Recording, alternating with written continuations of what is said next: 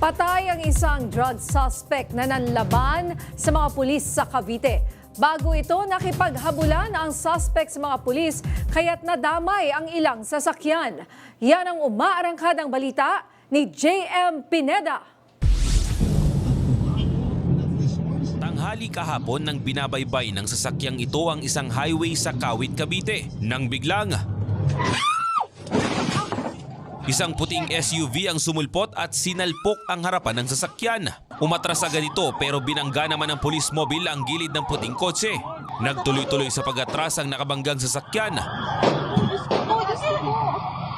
Kumaripas ito ng takbo sa kabilang direksyon habang pinapaputukan ng pulis ang gulong nito.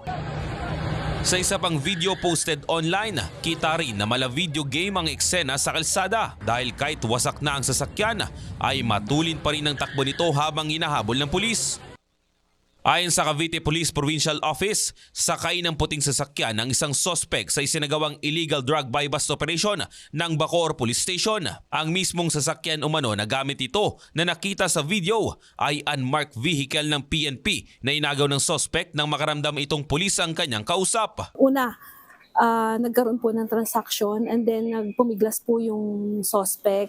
Nakasense po siya na pulis. Ang ginawa po ng mga operatiba natin or mga pulis natin para maparalyze po yung suspect, ang pinaputukan po nila ay yung gulong.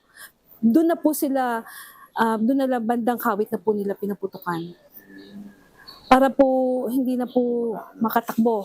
Pagdating po doon sa bago lumabas ng Cavitex na corner na siya po doon, and then doon na nagkaroon ng palitan ng putok between sa police and then sa suspect.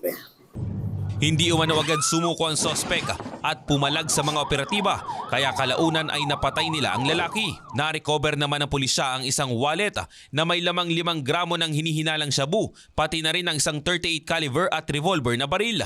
Marami ring nadamay ng mga sasakyan at individual sa dinaanan ng hot pursuit. Along the way, ang dami na pong nahi-hit and run.